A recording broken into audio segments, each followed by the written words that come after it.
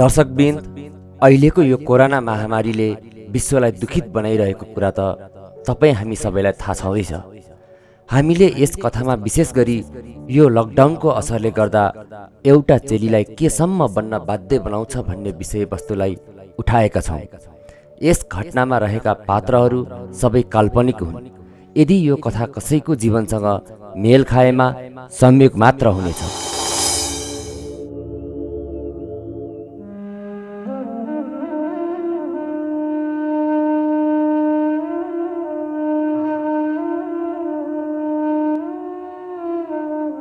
मैले घर छोडेर गल्ती गरे जस्तो लाग्यो। हे भगवान, यस्तो परिस्थितिमा कसरी बाँच्नु अब म? कसरी चलाउनु आफ्नो जिन्दगी?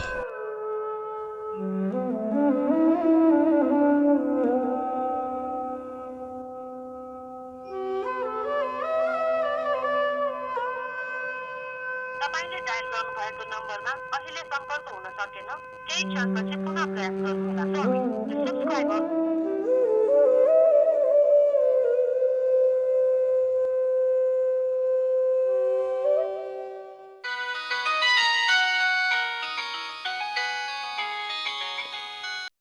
हेलो हेलो छाया भन त। मलाई सानो हेल्प गर्नु न है। मेरो यहाँ सबै चिजहरू केही पनि छैन। सबैको त्यस्तै त छ नि छाया, मेरो पनि हालत सेम। केही थोरै पैसा दिनुहोस् न। मसँग त छँदै छैन नि। ए ल ल ल, म बिजी छु, ल राख्दै भन्।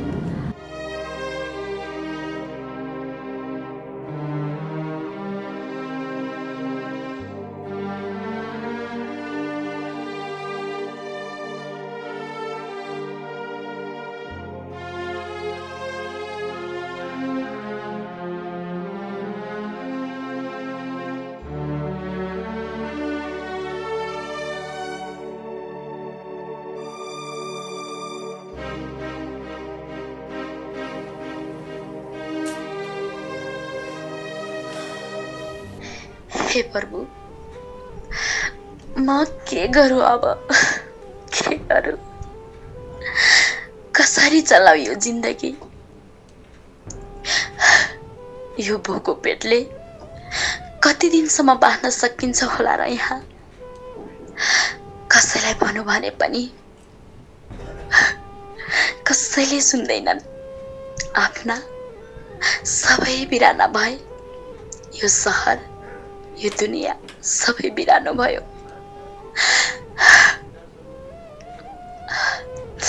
जेसुकै होस्, अब म एकचोटि घरमा फोन गर्छु। आमा बाबाको मन न हो कतै फर्की पो हाल्छ कि?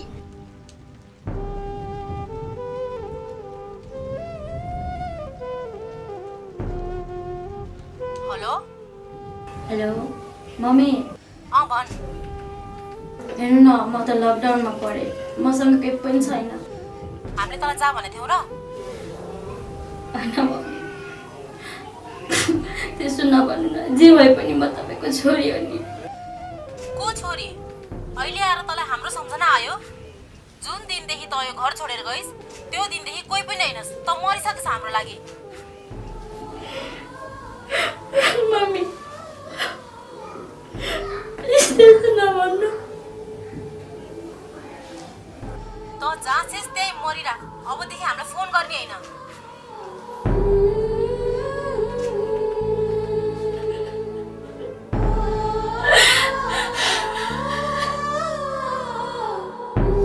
हे ईश्वर, यो लकडाउनले पनि गर्नु गर्यो। आखिर यो लकडाउन कहिलेसम्म हुन्छ होला? भोकमारीले जिन्दगी सकिने बेला भइसक्यो।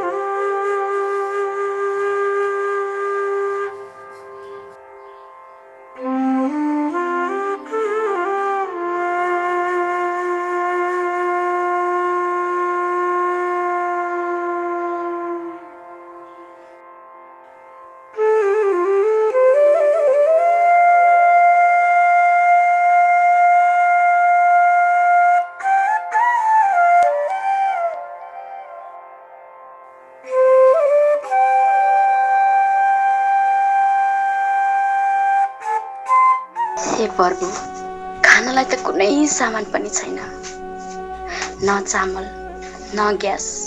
अब के गर्ने होला?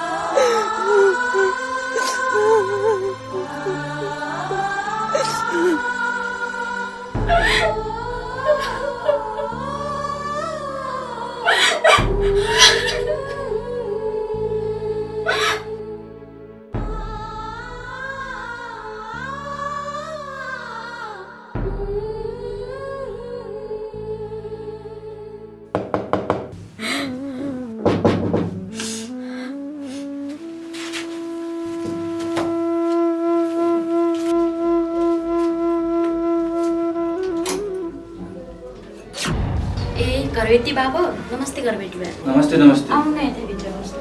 म यहाँ बस्न आएको होइन, कोठाबाट लिन आएको। माला जपेर।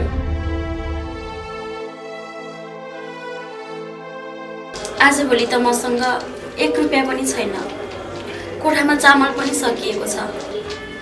बरु मलाई अलिकति चामल पैसा दिनु न घरबेटी बा। हेर हेर नाटक गरे कि 4 महिना भइसक्यो भाडा नदिएको, अझै सहयोग गर्नु पर्यो रे। लाज नभएकी। मैले नाटक गरेकै होइन घरबेटी बा, मलाई साँच्चीकै गाह्रो भएको छ। हेर नानी, मैले अहिलेसम्म तिमीलाई आफ्नै छोरी जस्तो मानेर केही पनि भनेको थिइनँ। अब त अति नै भयो। 4 महिना भइसक्यो म चुप्प लागेर बसेँ। अब म पनि कति सानो, तिमीहरूलाई थाहा छँदैछ मेरो पनि आय स्रोत छैन। यही घरबाट उठेको पैसाले चाहिँ आफ्नो पेट पाल्नुपर्छ, आफ्नो छोराछोरी पढाउनुपर्छ। मेरो पनि समस्या छ, तिमीहरूले बुझिदिनु पर्यो नि। समस्या सबैको हुन्छ नानी। त्यसो नभन्नु न घरबेटी बा, यस्तो अवस्थामा मैले कहाँबाट ल्याउनु पैसा? न त मेरो आफन्त छ, न त चिन्जानको मान्छे नै। मलाई थाहा छैन, मलाई भोलिसम्ममा जसरी भए पनि भाडा चाहिन्छ, नत्र म ताला लागिदिन्छु। माला जपेर। हरि हरि हरि।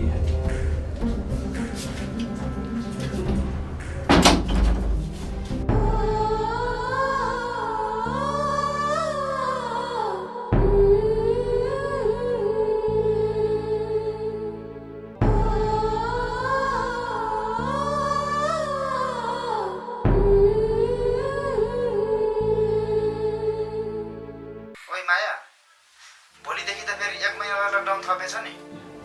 ला हो र? अनि मेरो त केही पनि छैन घरमा, के गर्ने होला? त्यही त नि, हेर्न म पनि यस्तै समस्या छ। म त तँलाई यसो पैसा छ कि भनेर सम्झेको। छ तँसँग? मसँग त झन् के गरेको पैसा हुनु? म त बरु तैँलाई माग्छु भनेको थिएँ, तँसँग छैन? कहाँ हुनु? ए ल ल, त्यसो भए मैले राखेँ फोन।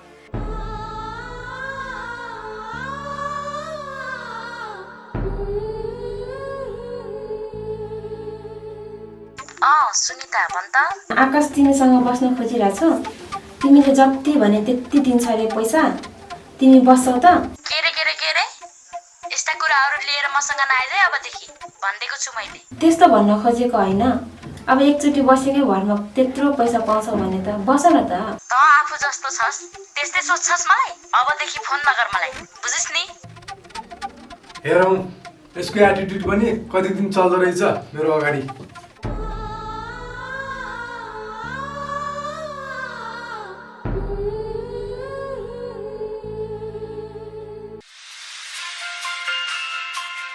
अरे छायालाई पो फोन गरी। हेलो हेलो विकास। होइन, आज त पश्चिमबाट घाम उदाएछ कि के हो? पहिला भाउ खोज्ने मान्छेले आज त आफै फोन गर्यौ त। हेर विकास, म तिमीसँग जिस्किने मुडमा छैन। पहिला तिमीले मलाई जे भनेको थियौ त्यो सबै मान्न तयार छु। मलाई 10,000 रुपियाँ देऊ न है। कतै तिमीले जिस्क्या त होइन? मलाई त विश्वास लागेन है। तिमीलाई मैले मजाक गरे जस्तो लाग्छ? मैले सिरियसली भन्दैछु। तिमीलाई आउन मन लाग्छ भने आऊ, आउनु मन लाग्दैन भने मेरो भन्नु केही पनि छैन। पक्का हो नि? कन्फर्म हो भने चाहिँ आउँछु। तिमीलाई जति बेला आउनु मन लाग्छ आऊ, तर मलाई पैसा जसरी पनि चाहिन्छ। ल ल ओके, तिम्रो रुममा त होला नि? Okay by.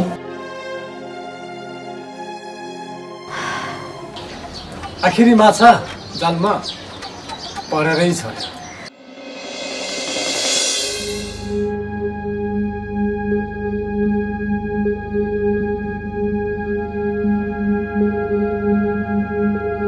तिमी पनि रेडी हौ न त?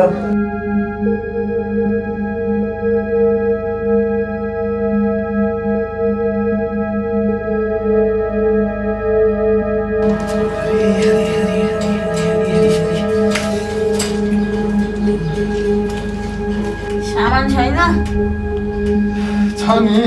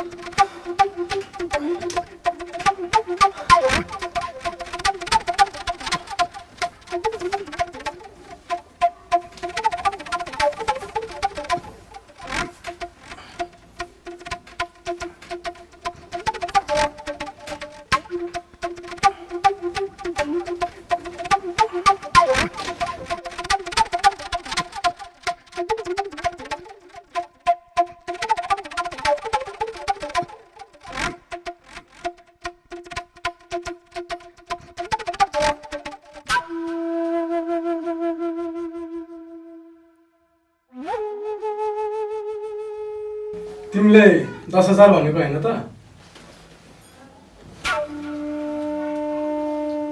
यसमा 50,000 छ। तिमीले जे चाहे पनि किन्न सक्छ र तिम्रो हरेक इच्छा पुरा हुन्छ। र तिमी पनि मेरो इच्छाहरू पुरा गर्दै जानु। अनि अर्कोचोटि म यहाँ आउँदा यस्तो हुनु भएन, अलि भिआइपी टाइपको हुनुपर्छ।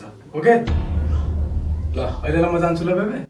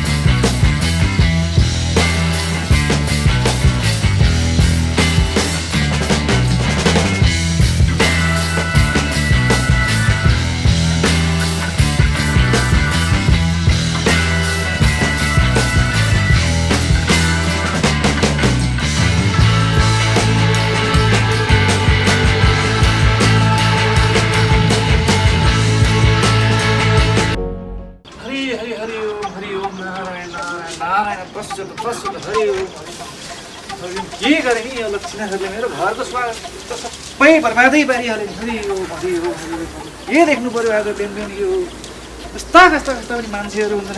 हरियो मरियो हरियो नारायण नारायण नारायण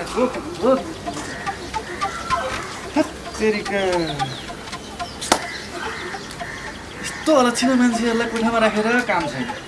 मेरो यत्रो वर्ष कमाएको इज्जतलाई त माटोमै मिलाउने भयो नि। थोडी मेरो घर अखडा हो र? यिनीहरूलाई घर ननिकाला नगरी भएन। यसले के उपाय लाउने होला?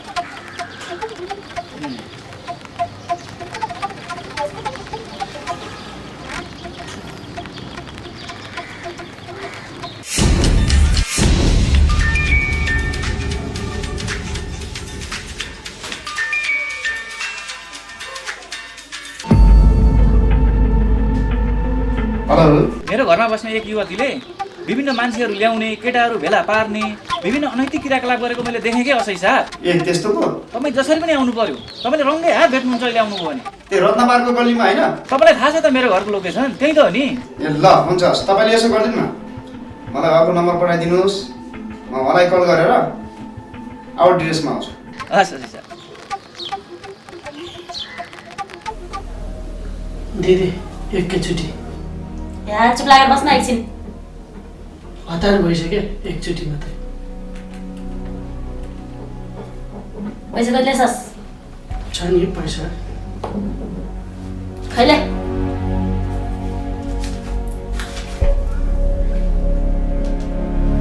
एकैचोटि दिनुहोस् न। चुप लागेर बस भने यहाँ एकछिन।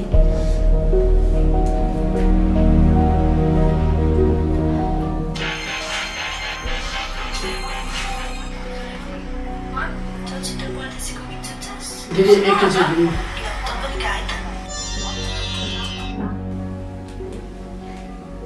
हो को हुनु होला? हजुर तपाईँ छाया हो? दिदी हजुर एकैचोटि दिनु। म छाया नै। एकैचोटि तपाईँको म एउटा गराएको होइन? हजुर के छ तपाईँको अहिले रेन्ट कसरी छ? कसरी होल नाइट कि? वान नाइट डे हो। होल नाइट हो। एकचोटि मात्रै। होल नाइटको 25,000।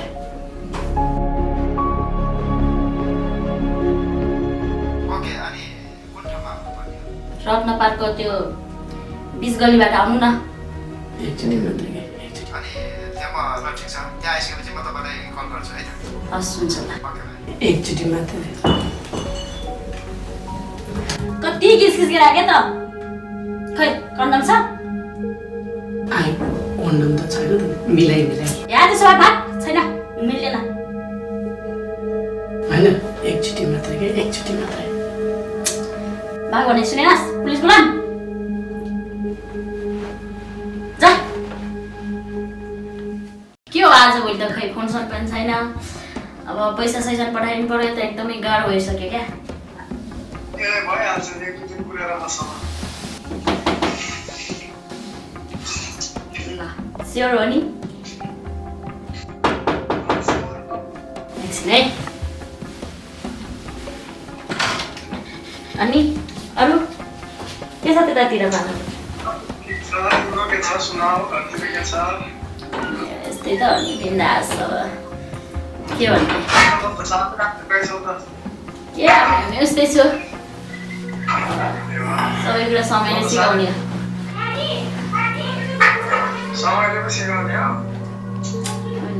छायाजी सब ठिकठाक छ। छायाजी ठिकै छ। सुन्नु न छायाजी, अब सुनाऊ के छ? खाजा खायो? हेलो छायाजी। खाजा त अब खाने एकछिनपछि। छायाजी तिम्रो लागि त म पढाइदिइहाल्छु। छायाजी एकछिन है। ल जसरी पनि मलाई मैले सिआइडी सागर।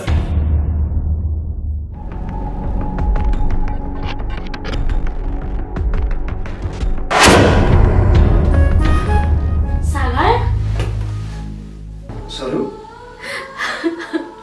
सागर तिमी यतिको समयसम्म कहाँ गएका थियौ? तिमीलाई मैले कहाँ कहाँ खोजिनँ। मलाई लाग्दैन कि तिमीले मलाई माया गर्छौ।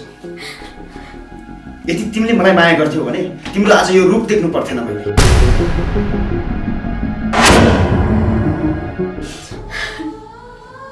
त्यसो नभन न सागर। तिमीले त छोडेर गएका थियौ। तिमीले छोडेर गएपछि मेरो हालत के भयो होला तिमीलाई थाहा छ? थाहा भइहाल्यो नि, आफ्नै आँखाले देखिहालेँ। यो भन्दा अरू कति थाहा पाउनु छ मैले?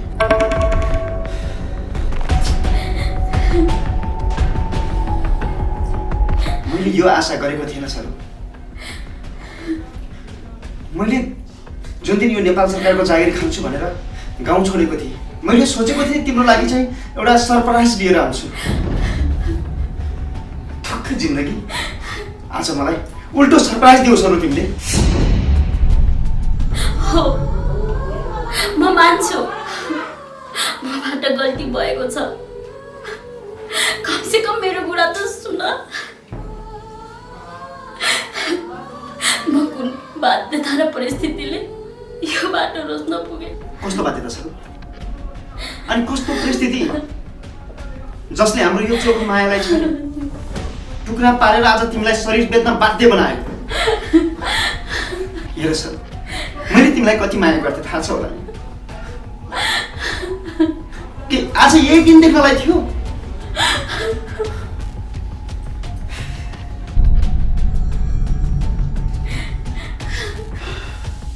ल ठिक छ, यो कुरा छोड। तिमी काठमाडौँ आयो किन भन? सागर, जब तिमीले गाउँ छोडेर सहर आयो त्यसपछि मेरो घरमा बिहेको कुरा चल्यो। तिमी आफै भन त सागर, मैले तिमीलाई कसरी माया मार्न सक्थेन? त्यसैले म तिमीलाई खोज्दै यहाँसम्म आएँ कि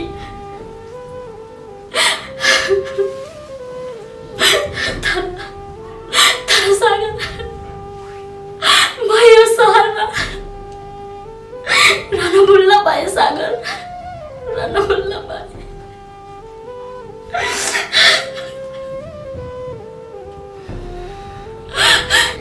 ठिक छ नर्वा। तर सर, तिमीलाई त मेरो नम्बर थाहा थियो त, अनि मेरो नम्बरमा कल गर्न सकेनौ? मसँग मोबाइल भएन तिमीलाई फोन गर्नु। मोबाइल त मेरो बाबाले पहिल्यै घोसेर राखिदिनु भएको थियो। फेरि मलाई तिम्रो नम्बर पनि याद थिएन। ल ठिक छ, केही छैन। तर तिमीले त अरू केही काम गरेर पनि त खान सकिन्थ्यो नि, अनि यही बाटो रोज्नु पर्थ्यो त?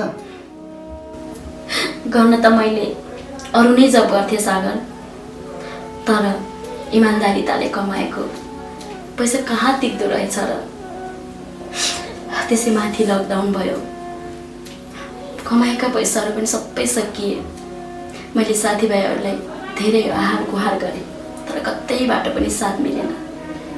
त्यसपछि म बाध्य भएर यो पेसा अपनाउन बाध्य भएँ। ठिकै छ सर, हिजोका दिनमा जे भयो त्यो कुरालाई तिमीले पनि भुल्नुपर्छ र मैले पनि भुल्नुपर्छ। तिमी अझै पनि मेरो मनमा छौ सर, त्यसैले तिमी टेन्सन नलिनु। तिमी सदा मेरै हो। दुनियाँले के भन्छ त्यसको पछि लाग्ने होइन सर। अब भोलिका दिनमा हामीले कसरी अगाडि बढ्ने त्यो कुरालाई सोच्ने हो। हिजोका दिनमा तिमीले जे गल्ती गर्यौ त्यो एउटा तिम्रो परिस्थिति अनि बाध्यता थियो। म बुझ्छु तिम्रो परिस्थितिलाई। तिमीले मलाई माया मारेकी छैन, त्यही खुसी लाग्यो। अब हामी छुट्टिएर होइन, जोडिएर सँगै अगाडि बढ्नुपर्छ सर।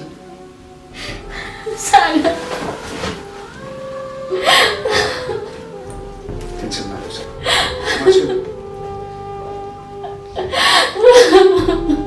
यदि तपाईँ पनि कसैलाई माया गर्नुहुन्छ भने उसको परिस्थितिलाई तिरस्कार होइन, उसलाई अपनाउन सिक्नुहोस्। त्यही नै हो तपाईँको महानता।